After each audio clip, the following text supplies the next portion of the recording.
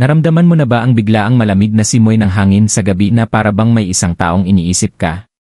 Kapag ang kandila mo'y kumikislap kahit walang hangin o nagigising ka mula sa isang panaginip na napakatotoo para lang basta limutin, yan ay hindi basta pagkakataon. Yan ay kapalarang binubulong ang pangalan mo. Scorpio, may isang tao dyan na gabi-gabi kang napapanaginipan. Ang kaluluwa nila ay umaabot sa iyo habang natutulog ang buong mundo, pilit na ipinaparamdam ang hindi kayang sabihin ng salita. Manatili ka sa mensaheng ito. Dahil kapag narinig mo na ang ibubunyag ng universo, magbabago ang pananaw mo sa pag-ibig, tadhana, at kapalaran magpakailanman. Gusto mo bang ipagpatuloy ko ito bilang full script, community post, thumbnail idea, o lahat?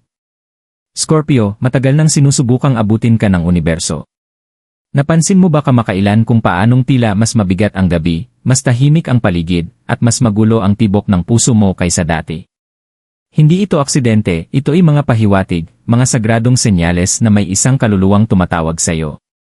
Sa paniniwalang Pilipino, kapag paulit-ulit kang napapanaginipan ng isang tao, ibig sabihin ay nananatiling konektado ang inyong mga kaluluwa.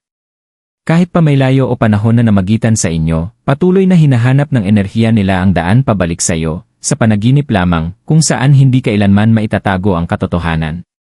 Ngayong gabi, makinig kang mabuti. Nagtutugma na ang mga bituin, at binubuksan na ng iyong mga ninuno ang daan sa pagitan ng dalawang pusong hindi kailanman tunay na nagkahiwalay.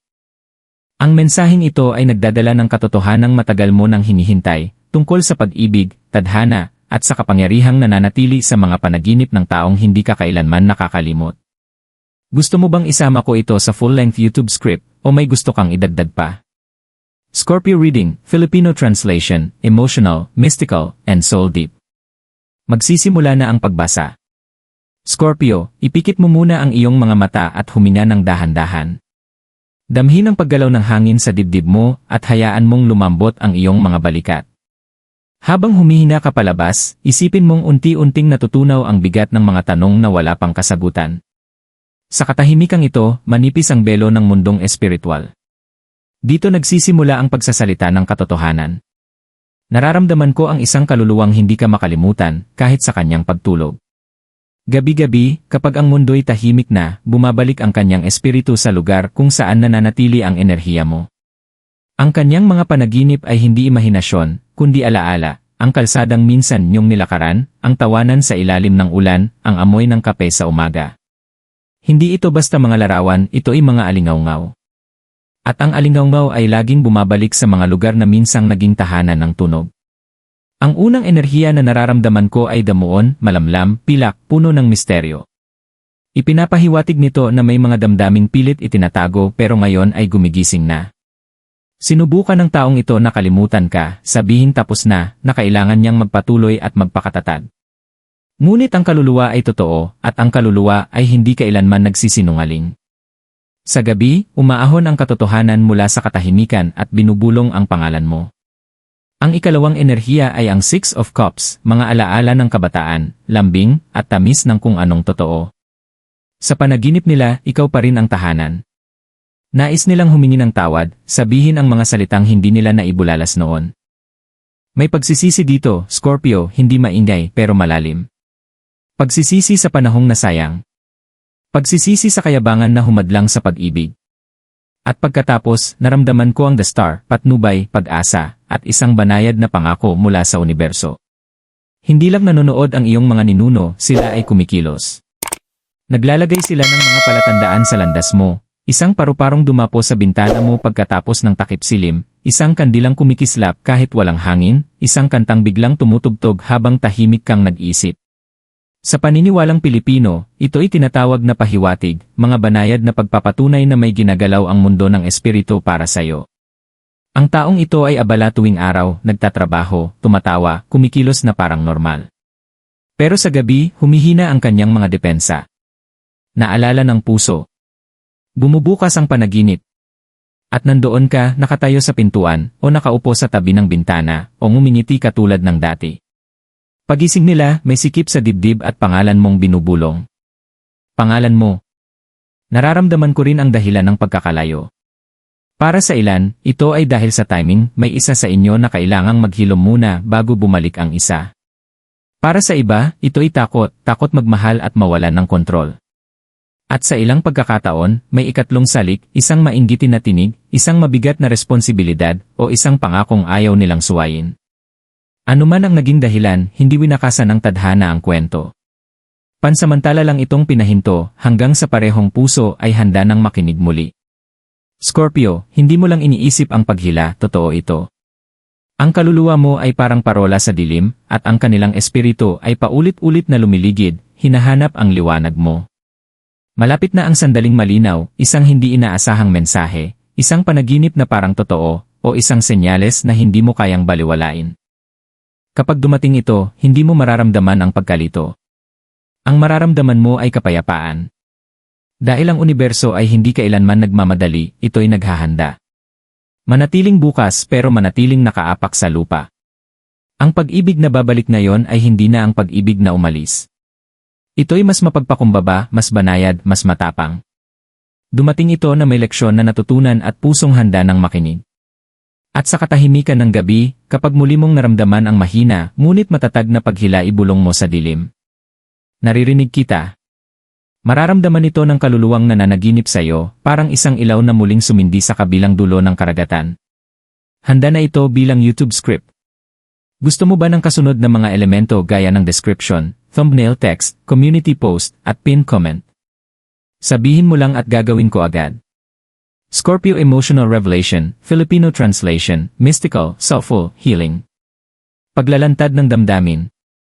Scorpio, may mensahe ang iyong mga panaginip na matagal ng pilit na ipinapahatid, hindi sa mga salita, kundi sa mga simbolo.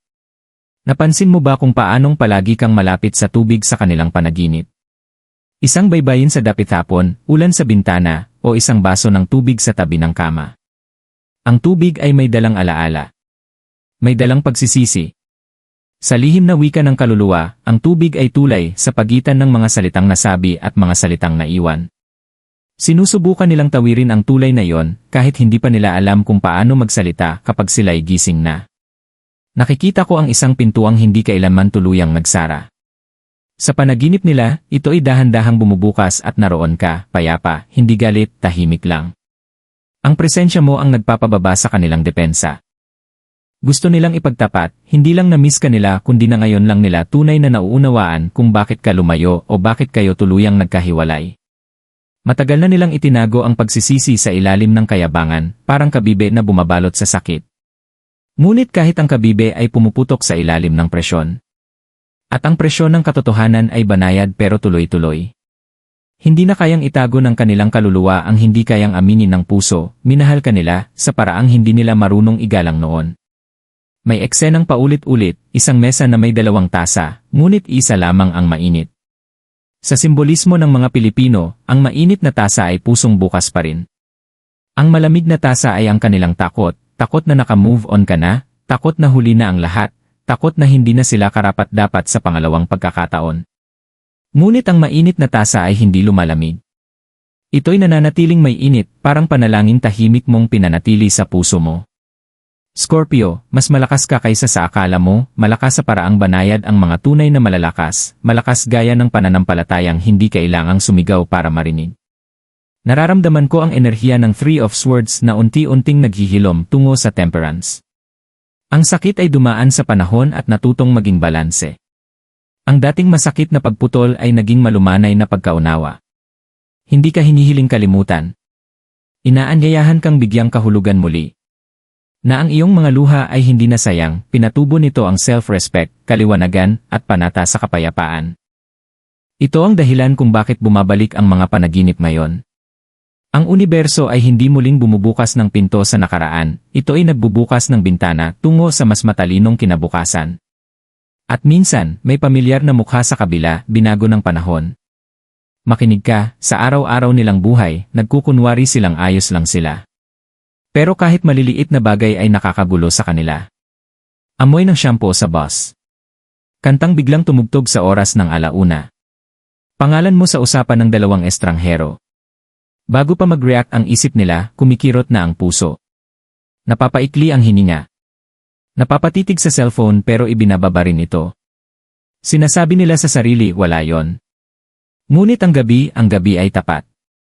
Sa dilim, pinapayagan nilang aminin ang isang katotohanang hindi nila kayang hawakan sa liwanag. Ikaw pa rin ang pinipili nila. Ang iyong mga ninuno ay tahimik ngunit matatag sa paligid ng enerhiyang ito. Isang espiritu ng lola ang dahan-dahang nagpapahinga ng kamay sa iyong balikat. Isang figura ng ama ang tahimik na nagmamasid, nagbabantay, sinusukat ang intensyon ng sinumang lalapit sa iyo. Hindi nila nais na ibalik ka sa kabuluhan. Ipinapahiwatig nila na tunay ang pagsisisi ng taong ito. Lumalakas na ang loob nila. Natututo silang magsalita gamit ang wika ng kababaang loob. Sa mga tahanang Pilipino, kapag ang kandila ay tuloy-tuloy ang sindi matapos ang dasal, ibig sabihin ay malinaw ang daan. Scorpio, nakikita ko ang kandilang iyon, maliwanag para sa iyo. Ngunit tandaan, ang tadhana ay hindi desperado. Hindi ito humahabol. Ito'y umaayon. Kapag lumapit ang kaluluwang ito ay dahil handa na silang mahalin ka sa paraang nararapat. May pakikinig, may presensya, may pagsisikap na hindi natatapos sa paghingi ng tawad. Ang mga panaginip ay ang ensayo nila. Gabi-gabi, pinapraktis nila ang pinakasimpleng katotohanan. Nagkamali ako. Natakot ako. Hindi ko alam noon kung paano kita mahalin, pero natututo na ako ngayon. Nakikita mo ba ang biyaya rito? Hindi ka hinihiling ayusin sila. Ang hinihiling lang ay magpasya ka mula sa kapayapaan kung ano ang nais ng puso mo ngayon. Nakikita ko ang imahe ng isang tulay na may maliliit na parol. Bawat parol ay isang sandaling pinili mong maging mahinahon kaysa magalit. Bawat ilaw ay hangganang pinili mong panindigan. Bawat ilaw ay panalangin ibinulong mo bago matulog. Ang tulay na ito ay hindi para sa kanila lang. Ito rin ay para sa iyo, para balikan mo ang sarili mong dangal. Kahit hindi ka nila salubungin sa gitna. Kung sakaling bumalik sila, hindi ito upang hilahin kang pabalik. Kundi upang samahan kang maglakad. Hakbang-hakbang, nang may respeto sa lahat ng hirap mong pinagdaanan upang maghilom. At kung magduda ka man, ito ang palatandaan. Ang tamang pagbabalik ay nagbibigay ng kapayapaan sa dibdib. Ang maling pagbabalik ay nagdudulot ng kaba. Alam ng kaluluwa ang kaibahan. Scorpio, hindi ka sinusundan ng multo, ikaw ay tinatawag. Hindi para ulitin ang nakaraan, kundi upang angkinin muli ang pag-ibig na tumubo sa puso mo dahil dito. Maging sila man ay maging kasama mo. O maging huling pahina ng lumang kwento. Ang panaginip ay gumagawa ng banal na gawain. Tinutipon nito ang mga piraso mong nagkahiwa-hiwalay. At dahan-dahang ibinabalik sa iyong mga kamay. Scorpio, mga spiritual na palatandaan, Filipino translation, mystical, sacred, and grounded. Mga spiritual na palatandaan. Scorpio, ang tadhana ay nagsasalita muna sa banayad na paraan bago ito sumigaw. Kapag may isang taong gabi-gabing nananaginip tungkol sa iyo, mararamdaman mo ang alon sa sarili mong mundo. Panoorin ang mga palatandaang ito, hindi na may takot, kundi na may tahimik na pananampalataya. Isa, ang kandilang kumislot kahit walang hangin. Sa mga tahanang Pilipino, ang tuloy-tuloy na apoy pagkatapos ng panalangin ay nangangahulugang malinaw ang landas. Ngunit kung ang kandila ay kumislot sa mismong sandaling binanggit mo ang pangalan nila, ito ay sagot, isang buhay na tugon. Sumasagot ang apoy sa intensyon. Kung ito'y kumalma makalipas ang ilang segundo, ito'y senyales ng pagkakaalin at proteksyon. Kung ito'y sumasayaw ng matindi, ito'y refleksyon ng pusong kinakabahan, ngunit tapat, isang kaluluwang unti-unting kinakalap ang tapang upang lumapit. Ibulong ng marahan. Kung para sa amin ito, gabayan mo. At hayaan mong tumulo ang wax bilang alay ng iyong pasensya. 2. Ang bisitang gabi, paru-paro o gamu-gamo. Kapag may paru-paro o kayumangging gamu-gamo na dumapo sa bintana mo sa gabi, sinasabi ng matatanda na ito ay may dalang hininga ng isang alaala. Hindi ito pamahiin para takutin ka, ito ay paalala, ang mga kaluluwa ay kumikilos sa pamamagitan ng mga simbolo.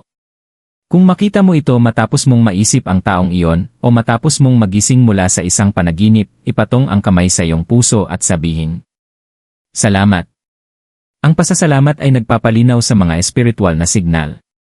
Hindi ka tumatawag ng gulo, kinikilala mo lang ang mensahe. 3. Paulit-ulit na mga numero sa tahimik na sandali. 11 oras 11 minuto, 1 oras 11 minuto, o 3 oras 33 minuto na lumilitaw kahit hindi mo hinahanap ay tulak ng universo, pansinin mo ito. Timestamp ito ng iyong mga iniisip. Tanungin mo ang sarili.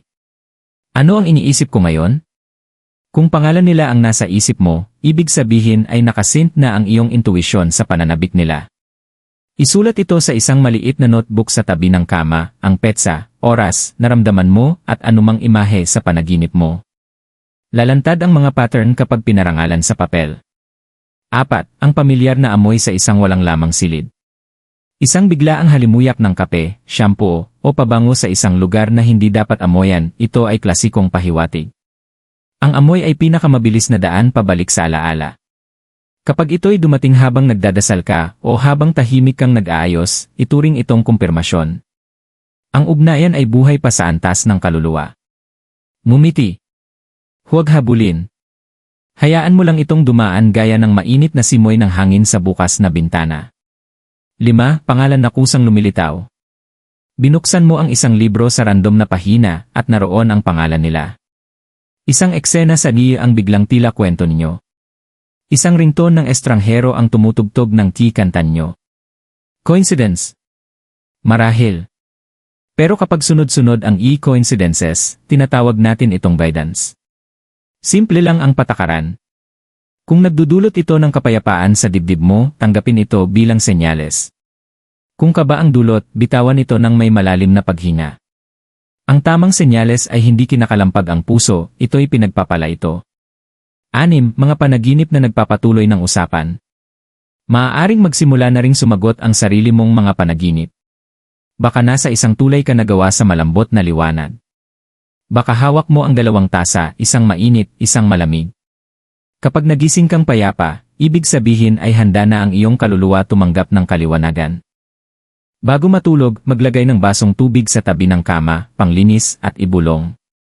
Tanging ang para sa aking pinakamataas na kabutihan ang maaaring pumasok sa aking panaginip. Ito ang iyong espiritual na hangganan. Paano pahalagahan ang mga senyales? Magtala ng mga panaginip at senyales sa loob ng 9 na gabi. Ang bilang na 9 ay nagsasara ng isang siklo sa maraming tradisyon.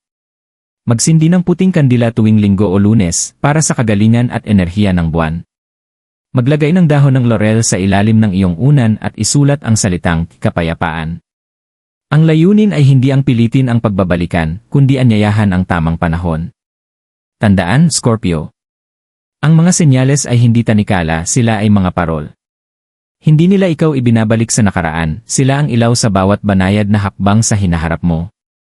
Basahin sila ng may kababaang loob, tugunin ng may pasasalamat, at hayaang ang tadhana ang magbuhat ng mabibigat. Scorpio, Destiny Alignment, Filipino Translation, Mystical, Empowering, and Deeply Grounded. Pagkakatugma ng tadhana. Scorpio, ang tadhana ay hindi sumisigaw, ito'y nag-ayos.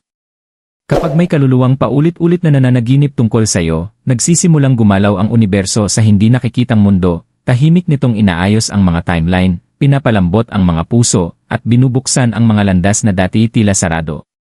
Ito'y hindi pagmamadali, ito'y orchestration. Ang unang enerhiya na nararamdaman ko ay ang Wheel of Fortune, umiikot, hindi mabilis, hindi pabigla, pero tiyak. Ang aral. Ang mga siklong hindi natapos ay bumabalik, hindi para parusahan, kundi upang tapusin ang kung anong sagrado at naiwan. Kung paulit-ulit ang panaginip, ito ay dahil tinutulak kayong dalawa ng espiritu papunta sa isang tagpuan kung saan maaari na ang linaw. Hindi drama kundi kalinawan. Ang ikalawang enerhiya ay justice, balanse, katotohanan, at makatarungang palitan. Sa pang-araw-araw na buhay, maaaring anyo ito ng isang pag-uusap na nananatiling kalmado kahit banggitin ang lumang sakit. Maaaring ito'y isang taos pusong paghingi ng tawad na hindi humihiling ng agad-agad na kapatawaran. O maaaring ito'y mga hangganang iginagalang, hindi dahil sa takot, kundi dahil sa respeto. Sabi ng justice. Ang pasaning ikaw lang ang may dala ay kikilalanin. Ang sakit na tinikom nila ay ilalantad. Sa mga tahanang Pilipino, ang katotohanan ay itinuturing na mapagpagaling kung ito'y nagdadala ng kapayapaan. Ganyan klaseng katotohanan ang papalapit sa'yo. Sumunod ay ang The Lovers, hindi lang tungkol sa pag-ibig, kundi sa pagpili. Pwedeng buksan ng tadhana ang pinto, pero ikaw ang magpapasya kung papasok ka. Ito ang kapangyarihan mo, Scorpio. Ang mga panaginip at palatandaan ay paanyaya, hindi utos. Kung gumagaan ang dibdib mo sa ideya ng muling koneksyon, iyon ay pahintulot ng katawan. Kung naninikip ito, iyon ay karunungang nagsasabing, sandali lang. Pareho silang banal na sagot. Makikita rin ang pagkakatugma sa timing. Napapansin mo ba kung paanong dumadating ang tamang tao kapag payapa ang loob mo? Na kung kailan tinanggap mo na ang katahimikan, saka biglang nagpiping ang telepono. Na kapag sa wakas ay maayos ang tulog mo, saka dumadating ang mensahe. Ito ay hindi panloloko, ito ay patunay na hindi ka na kumikilos mula sa takot kundi mula sa presensya. Ang tadhana ay mas gustong kumatok kapag ikaw ay nasa sarili mong tahanan.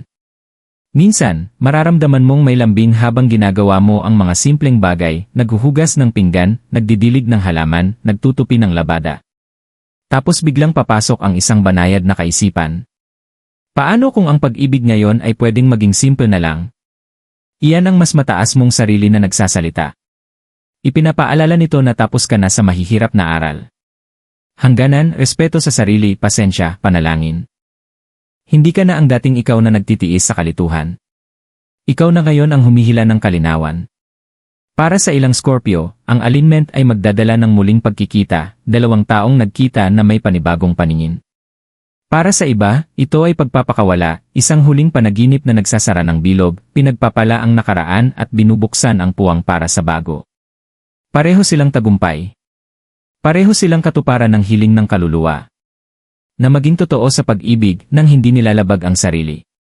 Ang iyong mga ninuno ay mapanuring tagapagbantay sa bahaging ito. Nararamdaman ko ang enerhiya ng isang lola, tahimik pero may otoridad, nagbabantay sa pintuan. Hindi niya hahayaan ang kaguluhan na makalusot. Kung ang presensya ay bumabalik na mainay pa rin, isasara ang daan. Pero kung ito ay bumalik ng may kababaang loob, bubukas ang landas, may maliliit na parol na nagbibigay liwanag papunta sa isang masinop na pag-uusap, isang mesa sa coffee shop, o isang paglalakad kung saan sa wakas ay nagtutugma ang salita at gawa. Paano makikiayon sa pagkakatugma ng tadhana? Manatiling matatag. Gawin ang maliliit mong ritual. Ipagpaliban ang malalaking desisyon hanggang matapos ang damdamin. Hayaan ang emosyon na bumaba gaya ng putik sa malinaw na tubig. Maging tapat. Pangalanan kung ano ang gusto mo nang hindi mo binababa ang sarili mong halaga. Maging bukas. Kapag may sinserong hakbang na dumating, suriin ito sa pakiramdam ng katawan mo. Kapayapaan ay go signal. Kaba ay hudyat ng paghinto. Scorpio Manifestation Ritual, Filipino Translation, calm, mystical, and protective. Ritual ng paghahayag ng hangarin. Scorpio, kung ang kaluluwa ng isang tao ay paulit-ulit na umaabot sa iyo sa mga panaginip, salubungin mo ito ng banayad na layunin, hindi para pilitin ang tadhana, kundi upang buksan ang sarili sa tamang panahon. Ang simpleng ritual na ito, batay sa tradisyong Pilipino, ay nag-aanyaya ng linaw, kapayapaan, at ligtas na pagkakatugma. Mga kailangan mo. Isa puting kandila para sa kagalingan at kalinisan. Isa basong tubig para sa paglilinis at katotohanan. Isang kurot ng asin para sa proteksyon. Dahon ng laurel o malinis na maliit na papel para sa hangarin. Maliit na platito o pinggan. Tahimik na lugar malapit sa bintana, altar, o tabi ng kama. Pinakamainam na oras. Gabi kapag payapa na ang paligid. Kung maaari, gawin sa Linggo o Lunes para sa paggaling at enerhiya ng buwan. Walang pagmamadali, ang iyong kaluluwa ay mas mahalaga kaysa orasan. Mga hakbang. Ihanda ang espasyo. Bahagyang buksan ang bintana upang makalabas ang lumang enerhiya. Punasan ang ibabaw. Ilagay ang kandila sa gitna, ang basong tubig sa kanan, at ang asin sa kaliwa. Huminga ng malalim, inhale ng 4 counts, exhale ng 6. Palambutin ang balikat. Sindihan at protektahan. Sindihan ang puting kandila at sabihin. Tanging liwanag, pag-ibig, at katotohanan ang tinatanggap ko. Lahat ng iba, lumisan ka na. Budburan ng kaunting asin sa palibot ng kandila, pabilog. Sa kulturang Pilipino, ang asin ay sumisipsip ng bigat, hayaang protektahan nito ang iyong hangarin. Pangalanan ng ugnayan, hindi ang tao. Hawakan ang dahon ng laurel o papel. Sa halip na pangalan, isulat ang isang salita na nais mong i-manifest. Kapayapaan, linaw o pagsasara. Kung ang puso mo ay umaasa sa pagbabalikan, maaari mong isulat, tamang panahon.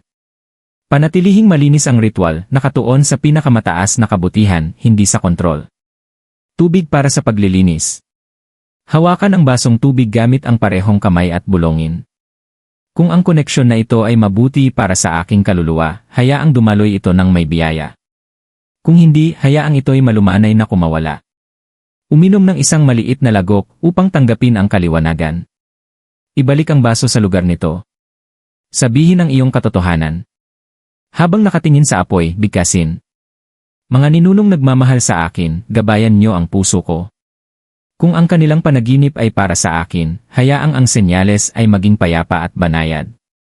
Kung kailangan kong pakawalan, gawin niyong payapa ang aking dibdib. Pakinggan ang dibdib mo. Kapayapaan katumbas equals go signal. Pananabik o kaba katumbas equals hintayin muna. Iselyo ang hangarin. Iwagayway ang dahon ng laurel sa usok ng kandila ng 3 beses. Ilagay ito sa ilalim ng platito. Hayaan ang kandila na masunog ng hindi bababa sa 11 minuto, simbolo ng pagkakaalin. Pagkatapos, patay nito ng ligtas, huwag hipan. Takpan o pitikin ang apoy upang panatilihing buo ang basbas. Pag-aalaga pagkatapos ng ritual. Ilagay ang dahon ng laurel sa ilalim ng unan sa loob ng 3 gabi. Bawat umaga, isulat ang anumang panaginip o palatandaan. Sa ika-negatibo 4 na araw, durugin ang dahon at isaboy sa lupa o sa paso, ibalik ito sa kalikasan. Mahalagang paalala. Ang ritual na ito ay hindi naghahabol sa sinuman. Ito'y nag-aanyaya sa kung ano ang tunay na para sa'yo at pinoprotektahan ka laban sa hindi. Scorpio, kapag ang pag-ibig ay nakaalin, ito'y dumarating gaya ng apoy na tuloy-tuloy, mainit, ligtas, at malinaw. Scorpio, Reflection & Guidance, Filipino Translation, Gentle, Grounded, and Soul Healing. Pagmuni-muni at gabay. Scorpio, huminto muna at mag-check-in sa sarili ng banayad. Ipatong ang kamay sa iyong dibdib at tanungin. Ano ba talaga ang gusto ko sa mismong sandaling ito? Huwag habulin ang perpektong sagot. Hayaan mong ang iyong hininga ang unang sumagot. Ang katawan ay laging nagsasabi ng totoo bago pa man ang isip. Kung may isang taong gabi-gabing nananaginip sa iyo, ibig sabihin, buhay pa ang koneksyon, may dalang enerhiya. Ngunit tandaan, hindi mo obligasyong buhatin muli ang nakaraan gaya ng dati. Karapatan mong piliin ang kapayapaan, hindi lang ang nakasanayan. Sa karunungang Pilipino, ang kapayapaan ay senyales ng paglapit ng Diyos. Kapag totoo ang naroroon, unti-unting nawawala ang kalituhan. 3 tanong ng pagmuni-muni. Pinalago ba ako ng pag-ibig na ito o pinagod lang ako? Kung natutunan mo ang boundaries, respeto sa sarili, at lambing mula sa kwentong ito, walang nasayang. Pero kung tanging pagtitiis lang ang natutunan mo, marahil ito na ang panahon upang lumawak. Ano ang kailangan ko upang maramdaman ang pagiging ligtas? Isulat ito ng diretsyo. Tuloy-tuloy na effort, mahinahong tono, malinaw na plano, respeto sa pamilya, katapatan sa pangako. Ang kaligtasan ay hindi kalaban ng pag-ibig, ito ang lupang pinagtutubuan nito. Kung bumalik sila na may kababaang loob, ano ang bilis ng hakbang ko? Ang sagot mo ay maaaring dahan-dahan. Pwede rin itong ikape muna sa katingnan. Oh, salamat, pero pinipili ko ang kapayapaan. Lahat ng sagot na yan ay balido. Gabay para sa puso. Humawak sa mga simpleng gawi. Kapag ang damdamin ay parang alon, humawak sa maliliit mong angkla.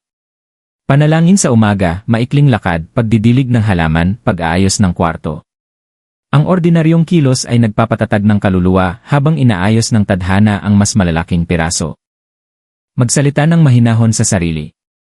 Palitan ang bakit ko tiniis yon ng noon ay natututo pa ako. Ngayon, pinipili ko na ang mas mabuti. Ang hiya ay nagsasara ng puso, ang habag ang nagpapanatiling bukas ito sa aral. Hayaan ang kilos ang magsabi ng totoo. Kung may mensaheng dumating, makinig. Ngunit ang consistency, sa mga araw at linggo, ang siyang tunay na batayan. Sa kultura natin, ang sinseridad ay makikita sa presensya. Ang pagiging maagap, ang pagsasalita ng may respeto, ang paggalang sa matatanda, ang pagtupad sa maliliit na pangako. Maglagay ng sagradong hangganan. Walang diskusyon tuwing hating gabi. Kapag mainit na ang usapan, sabihin. Ipagpatuloy natin ito bukas. Ang pahinga ay bahagi ng karunungan. Ang tamang tao ay rerespetuhin ang oras mo. Humiling ng malinaw na senyales. Bago matulog, bulongin. Kung tama ito para sa akin, hayaang ang kapayapaan ay bumisita sa dibdib ko bukas ng umaga. Kung hindi, hayaang ang pagnanais ay kumupas ng walang sakit. Pagkatiwalaan mo ang umaga. Ang umaga ay mas bihira ang kasinungalingan. At sa huli tandaan, ang halaga mo ay hindi nasusukat sa kung sino ang bumabalik. Ang halaga mo ay palagian. Iniingatan ng Diyos, binabantayan ng iyong mga ninuno, at pinapalakas ng bawat kilos ng pagmamahal sa sarili na ginagawa mo araw-araw.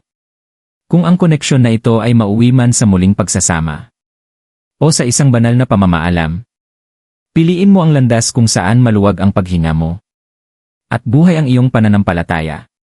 Doon ka gustong dalhin ng iyong tadhana. Scorpio Final Reflection, Filipino Translation, Sacred, Gentle, and Spiritually Empowering. Scorpio, huminga ka pa ng isa, dahan-dahan. Palambutin mo ang iyong mga balikat. Damdamin mo kung gaano nakalayo ang narating mo. Mula sa kalituhan, patungo sa mga senyales. Mula sa mga palatandaan, patungo sa pagkakaalin. Hanggang sa tahimik na katiyakan na unti-unting umuusbong sa iyong dibdib. Maging ito man ay mauwi sa isang paghilom ng pagmamahalan o sa isang banal na pamamaalam, nakatayo ka na sa sagradong lupa, ang lugar kung saan sa wakas ay nagtagpo ang karunungan at pag-ibig. Kung may isang taong gabi-gabi kang napapanaginipan, ito ay dahil ang kaluluwa mo'y may dalang liwanag na hindi kayang kopyahin. Hindi mo lang inimbento ang paghila. Hindi mo lang inakala ang mga senyales. Nakinig ka ng may tapang. Nagdasal ka ng tapat. At pinayagan mong ang panahon ang maghilom ng mga sugat. Kaya ngayon mas payapa na ang landas sa harap mo. Hindi kay tinutulak ng universo, ikaw ay banayad nitong ginagabayan. Hakbang sa isang hakbang na may kabutihan. Kung may mensaheng dumating, tanggapin ito ng may biyaya. Kung ang katahimikan ay nagpatuloy, igalang ito ng may kapayapaan. Tandaan mo ang sukatan. Ang tamang koneksyon ay nagbibigay ng mainit na katahimikan sa dibdib. Hindi ito nagmamadali. Hindi ka kinukorner. Hindi ka ginugulo. Magsasalita ito ng simple. Itutugma nito ang salita sa presensya. Iginagalang nito ang daloy ng iyong oras, ang iyong pamilya, ang iyong pananampalataya, at ang mga hangganang binabantayan ang iyong saya. Ngayong gabi, bago matulog, ipatong mo ang kamay mo sa puso mo at ibulong. Tinatanggap ko ang lahat ng para sa aking pinakamataas na kabutihan. At malaya kong pinapakawalan ang hindi ng may pasasalamat. Pagkatapos magpahinga. Hayaan mong maging malinis na langit ang iyong mga panaginip. Isang kalangitan kung saan ang katotohanan ay maaaring maglakbay. Nang walang bagyo. Para sa taong nananaginip sa iyo, naway matagpuan nila ang tapang upang magsalita ng may kababaang loob. Para sa iyong puso, naway manatili itong matatag. Malambot pero matibay. Bukas pero binabantayan ng karunungan. Para sa iyong mga ninuno, naway ang kanilang basbas ang magsindi ng ilaw pabalik sa tahanan. Tahanan na maaaring isang tao. Isang pangako. O ang payapang katahimikan ng sarili mong piling. Scorpio, hindi ka naghihintay, ikaw ay nagiging. At ang tunay na para sa iyo, hindi ka kailanman lalampasan. Kinikilala ka nito. Bumabalik ito sa iyo. At nananatili. Kapag dumating na ang palatandaan. Sa isang payapang umaga. Sa isang banayad na mensahe. O sa isang panaginip na tila isang haplos. Malalaman mo. Huminga. Ngumiti. At gawin ang susunod na mabuting hakbang. Narinig ka na ng universo.